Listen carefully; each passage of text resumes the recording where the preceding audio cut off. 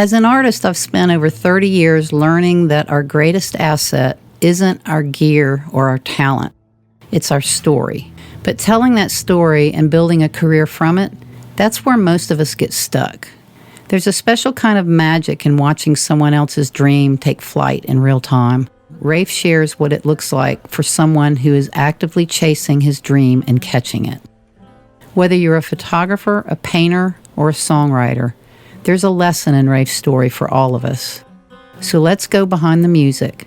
I hope this conversation inspires you to bring your own dream to life, no matter how difficult the process feels right now.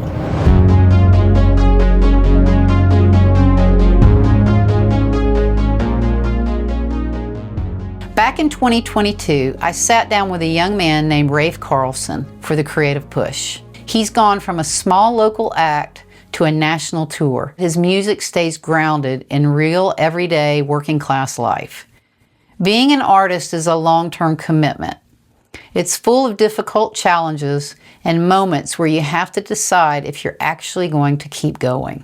Rafe shares what it looks like for someone who is actively chasing his dream and catching it. Welcome. Good to see you, Rafe. It's been a long time. It's been a while. Thanks for having me back. It's been about 4 years since we've sat down and talked. When we first met, you had just started out. You were kind of new to being on the stage. In fact, I don't think you had played a whole lot of shows on the stage. Probably just played a few bar shows here and there and kind of cut my teeth up in Minnesota. That's about it. I'd love to kind of revisit where you started, just a real quick overview for those who didn't see our first interview. Well, I grew up in northern Minnesota. My mom was in country bands in the 80s. My cousins played in rock bands when I was a kid. I grew up watching them play rock and roll guitar. 13, 14 years old, started playing guitar. My mom got me one for Christmas. And, one day just figured it out as I went, threw my hat over the fence, and I said I'm going to try to make a living being a musician. So started in northern Minnesota and then started playing more in northern Wisconsin. I slowly expanded that grassroots thing for a while. Give us a little idea of the type of music that you do for those that aren't familiar with Rafe Carlson. It's a lot like what I grew up listening to. I grew up listening to country music, but then I also grew up listening to classic rock. Leonard Skinner, Molly Hatchet, Bob Seger. It's a blend between 2000s radio country and classic rock and southern rock. You've really carved out a distinct identity and genre of your music style. What makes it different from what's happening in mainstream music right now?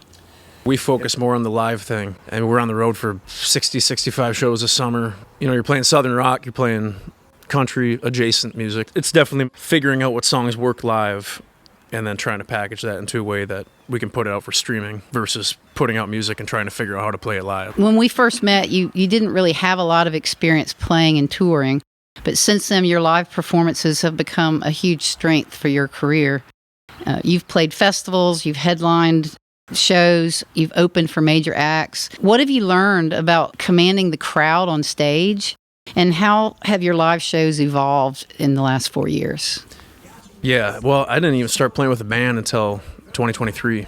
So it's kind of our kickoff time, and I didn't know what I was doing, and we're still figuring that out. It's a constant learning process. I mean, a lot of it is just kind of putting the ego aside and just being like, these people are here to have fun, and they just want to have a good time, and it's not a recital. I'm not up here trying to make everything about me. It's just people want to drink some beer and have a good time and party. You do a lot on lakes and outdoor events. Can you tell us a little bit about that? Part of that is I grew up in a part of the world that's negative 40 degrees most of the time, so we have a very short summer, and I just grew up like every time the sun's out or anytime it's above freezing, it's like, okay, time to go outside. You take it while you can. So in the summertime we try to do outdoor festivals. We've done stuff on floating barges, we've done stuff on big stage on an island for 1,500 boats, and that's what people want to do in Minnesota. They want to be on the lakes and stuff while they can before it freezes over again.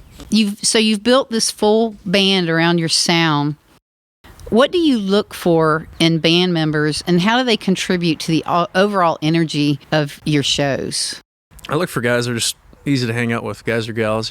Anyone that I can spend 6-7 hours on a bus or in a van with. That's kind of number one. And then being on time to practice. And I think people think you want to have the most badass drummer and the best guitar player and this and that, and it's like, talent is huge, but it's down the list. You have to get along with You have each to other. get along with them. They have to be punctual. They have to be invested in the thing and maybe not playing in 100 other bands, and they actually care what you're doing. In the band that you're working with now, is it the same band members, or do you kind of switch out from time to time? How does that work? So there's kind of a core rhythm section, and we'll switch guitarists here and there. But yeah, I've had the same drummer and bass player since I started out. We were jamming in 2022, maybe in 2021 together. As an independent artist touring nationally, what does the business side look like for you? From booking to building relationships and working with promoters, how does that work in your world? We've come up pretty heavily focused on the live thing, and so a lot of that is just proven that you can have a draw, sell tickets. There was a big boom in 2020 of like people blowing up from a video online, and then record labels thinking they can have a like 15, 20-year career with this artist that's never played a show before. And so I think they've gotten a little wise and figured out that that doesn't work. What we try to do is just be that band that's been there, done that, experienced playing for 3 people and playing for 3,500, 8,000, 9,000 people. We can do the social media thing. We can do the songwriting thing. It's just kind of trying to wear all the hats, be at least relatively good at everything. I know that you recently released a cover of The Wreck of the Edmund Fitzgerald. Why do you think that song and your version of it connected so deeply with your audiences? Part of that was I wanted to put it out at a significant time, and the 50-year anniversary of when the ship sank was coming up. I woke up one morning, my buddy called me, and he was like, hey, it's the anniversary of when the Edmund Fitzgerald went down. That had been like the 48th anniversary at that point. He was like, you should do some sort of video. So I ran down to Canal Park in Duluth, and I made a little video of me just playing it on the pier. And that got like 3, 4, 5 million views. And so I ended up doing more videos of that, doing whole versions of me singing it. They actually let me into the wheelhouse of the William A. Irvin in Duluth, which is like the big ship docked in the harbor. So just every year I tried to do something. And then as the 50th was coming up, I was like, I've always wanted to do a full produced actual cover of this song and release it. And called my buddy down here, and I was like, hey, you want to get the guys together and actually record this in your studio? And he was like, yeah, let's do it. It came together pretty quick because we were working with that deadline of the 50th anniversary, and I wanted to get it out right before that. For us being able to, over the last few years, develop and find our sound, kind of our sonic identity, it's like, what would this sound like if we recorded it our way and put our own little spin on it without losing the emotional weight of it and the significance of it. So I think, a lot of people loved it, a lot of people hated it, and I just, I take that over everyone being neutral about it, How does that work with copyright when you're re-recording a song that, other songwriters and artists actually own the rights to? Do you have to go through some sort of... Well, it's pretty straightforward, but there's a couple hoops to jump through. You just have to get a mechanical license and obviously credit the original songwriters. But if you record it, you own the master recording, but you don't own obviously the publishing, the songwriting. You don't own the song itself, but you own the recording that you did of it. So when something like that takes off, how do you turn those views into real fans who show up, since that music crosses a lot of generational lines as opposed to maybe your normal fan base? Anytime there's something that blows up online, that's the question for every artist. It's like, how do we capitalize on this, and how do we move these people down the pipeline, and maybe they'll come to a show, buy a t-shirt, and it's different for everything. That one was pretty easy because it's actually, here's a song. If you like the song, you might like coming to our show. But you get some goofy video that blows up, like the stuff where we're playing on a floating barge or whatever it is, and that's a little trickier to convert people into fans. A week or so after the song came out, we did a release party at the 200-300 person venue in Duluth, and it sold out in a day or two, and then totally packed, and people drove from all over Michigan, Iowa. It was super fun. You've built a strong grassroots following, both online and on the road. How do you approach social media in a way that still feels authentic when you're out there? I think a big part of it is capturing what we're doing in real life and posting the raw footage. People are interested in, like, what are these guys doing backstage? How do they get ready for a show? All the behind the scenes and B-roll stuff. Having someone there to capture that and just posting it. I'm not the guy who's good at talking to a camera. It's like, here's what we're doing in real life. Welcome to come along for the journey, So we try to get that footage out to people so they can see what it's like in the day in the life of what we do. Mm-hmm. That's how I think, we're able to maintain that authenticity instead of, like, doing the whole song and dance, talking to the camera thing. I mean, yeah. come with us. It's real life. See what we do in real Yeah. life. I think people like that. Yeah. Since we first met, you've moved officially to Nashville. How has being around the music scene here influenced your writing and your perspective to the music industry? That's a great question, because you have to be here to a degree, especially if you want to do country music. But I think it's just as equally important to get out and spend time away from Nashville. You're around the same ideas, you're around the same people, you're kind of in this hive mind of like things going on. There's a theory of how everything works, more or less. Yeah, it's like this is good and this is bad, and it's like, who's to say, really? You get out in Nashville, and even if it's just to go on a road trip out in the mountains and be like, oh, this is... So it helps just to kind of rework that creative muscle. Writing in Nashville 5 days a week, I write on the road pretty much every day of the week, and you learn what not to say in a song, what not to write. Maybe stuff that's a little too out there, that's a little too cliche, this and that. But then disconnecting from that too, even just, I like writing songs on my deer stand or just by myself on the lake. Right. With that knowledge and that experience of writing, co-writing all the time down here, because I find I can get something way more authentic. You get 3-4 people in a room and you mix all their ideas and experiences together, and you get something from a songwriting perspective that's really great, but from a uniqueness perspective, nothing really stands out. It's very safe sounding. Right. It plays by the rules. It's just as important to get out of town as it is to be here. Do you feel like living here has helped you grow as an artist?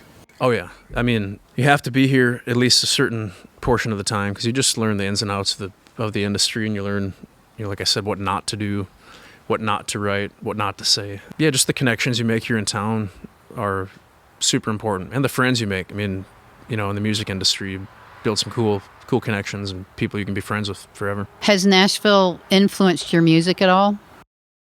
Yeah, I think so, especially with songwriting. I've tried to not let it influence the sound. We like our recorded music to sound like a live concert. So loud guitars, the whole thing, like you're listening to a Skinner rock record, show, like yeah. a rock show. But songwriting, lyrics, 100%. I don't think you can be an effective country lyricist unless you're spending at least a little bit of time in, whether it's Nashville or Austin or somewhere where there's people around, sharing these ideas, and you figure out just what to say and what not to say in a song. Do you feel like it's a vital place to live for anyone in the music industry, like for a career in music? It really just depends what you're going for and what kind of artist or what kind of musician, songwriter you want to be. If you want to be a full-time songwriter, I think you have to live here for sure, 100%. But as an entertainer or a musician, as an artist, you don't have to live here. I think it's important to spend a good chunk of your time every year in Nashville, but I don't think you have to live here as an artist. How do you balance your creative pursuits with other aspects of your life, especially regarding your personal life, when you're out on tour so often? Yeah, it's funny because we'll be playing shows in Iowa or Michigan, and the cool part of that is like you'll see someone out in the crowd and it's like a family member or like a friend you haven't seen in 7 years or something. So the good side of that is you're going to people because you're traveling all the time, right, that you never get to see. So that's the pro side, but at a really high level of touring, it can put a strain on your relationships and your personal life, and that's part of the game. That's just, you just have to figure out how to work with it, I guess. You'll be an accountant if you don't want. Yeah, that's how it goes sometimes. You tend to blend Southern rock with modern country in a big way. What's your long-term vision for where you want to take your sound and your career? I think people are kind of starving for that authenticity of bands that were like, Molly Hatchet, Leonard Skinner, all the stuff I grew up listening to, 38 Special, Bad Company. There's an authenticity there. Ever since record labels stopped signing actual bands, everything's a product all of a sudden. And it has to be a product. You have to sell your music, you have to sell your live show, you have to be a traveling t-shirt salesman. But there's a hole where those bands used to be. And I think at least through a mainstream lens, there's not a whole lot of acts that are kind of doing that, taking that authenticity and that real attitude from that was, in the mid 70s from then, and packaging it in a way that's kind of digestible for people nowadays. So it's just, a lot of it comes down to striking that balance. It ends up being a production thing. It's like, what what makes sense to people sonically. Like, what can we get away with and still not be like way out there? Like, hey, we can record on all analog gear. We can, we can have the vocals sit in the mix like it used to instead of being right in your face like Billie Eilish. We can have, like, we can operate like how the bands in the 70s did, but production and mix-wise and mastering-wise, package it in a way that competes with stuff on the radio. So that's the trickiest part, is walking that line and finding that balance. You're building this independently without following any trends, really. What do you think artists get wrong when they're trying to break through? I'm always watching friends of mine and people that I know doing the trend thing, and a lot of them have more success than we do. Try to put a team around us this year that is capturing video content, editing everything, getting it up on social media and all that. At the end of the day, just getting content out. Are you doing all that yourself? I'm trying not to. trying to hire out people where I can. But yeah, what I would tell myself if I could go back a few years is to kind of loosen my grip a little bit on this whole like anti-social media thing and all that. Just because you watch people that are super talented, super great at what they do. They refuse to do the content, do videos, do social media, and who knows? Every time you put something out there, it's like a lottery ticket. That's one of the things. I mean, like, yeah, maintaining that authenticity, but finding a way to, capture that and give it to people on the internet. Mm-hmm. It's like the most important thing. But they see more of me online than they see of me in person. Real life, yeah. So, just the power of that, the power of someone on their phone seeing videos of you, could be something where someone sees a video of you and then they want to hire you to fly out to play a show in Switzerland or something. That's the reach you can get just from doing that is huge. What's been the hardest part of scaling from being a local act to where you are now as an artist? Just proving that you have the draw and doing something that other people aren't doing. Lots of cover bands up there, rock cover bands, country cover bands, tribute bands. You have to have something unique artistically, or something about your artistry that's like, okay, this is its own unique thing. Because if you're trying to compete by playing cover shows, that's a tough game. What advice would you give any aspiring musician out there? I would just say never take a day off, and nose to the grindstone. I'm not a mental health day kind of person. I'm like a 7 days a week, 24 hours, just keep it going. I mean, I would say if you really want it and you really want to make something happen, no breaks, just every day figure out something you can do to get you a little bit ahead.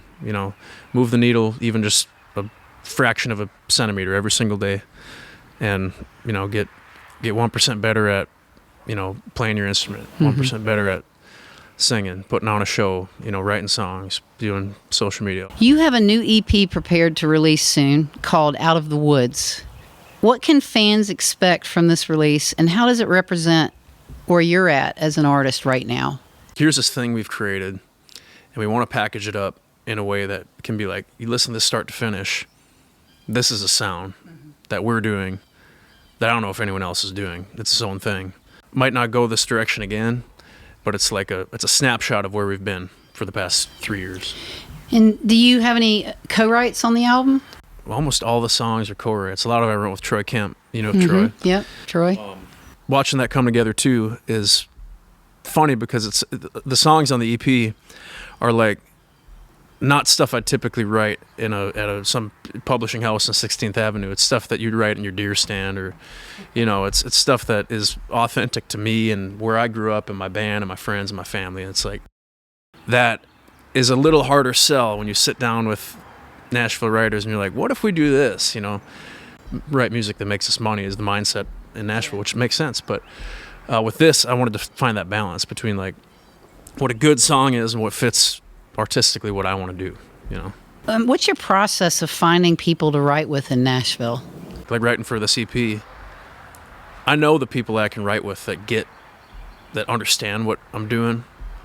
So if I'm trying to write specifically for a project like that, I'm going to call them, as opposed to trying to, write something for radio or write something that's going to get cut. And each person, you have a different kind of dynamic when you work with that person. So I guess that whatever that comfort level is. Yeah. When you're writing your songs, are you chasing hits, or are you chasing something more specific to your identity and sound? I know you said that this particular album, you really wanted it to be more personable to your lifestyle. I've written hundreds of songs that are, doing that, chasing that hit thing, trying to sound like something you hear on the radio. And then I've also written probably hundreds of songs that are, super, super on the nose, really true to who I am, very on brand. And putting this EP together was like trying to find the songs that meet in the middle and have a little bit of both. Like, yeah, I could hear it on the radio, but it's true to who I am. It's true to where I grew up. So, yeah, it's as far as finding stuff to release, it's finding that balance. When you write, are you primarily writing for your own sound, or do you co-write with other people just for the sake of writing for someone else to maybe pick up and use that song? I still do a little bit of both. This year I've had less and less time just with traveling for shows and touring. I've had less time to be on the road actually writing. So when I do go into a write, I try to be more intentional with it. Like, okay, here's what I'm looking to, I want to cut a EP, or I want to put some singles out. Here's kind of what I'm looking for. Last year I just found myself doing that 5 days a week, just another whiskey song, another heartbreak song. It's like, I'm not going to record any of this stuff. Like, it's cool, it sounds great, but so this year I just wanted to be more intentional.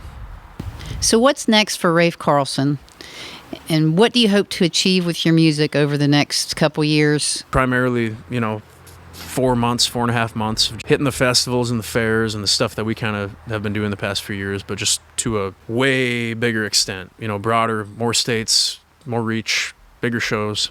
Just touring off of this EP, playing the songs that are on the EP, and hoping people like it.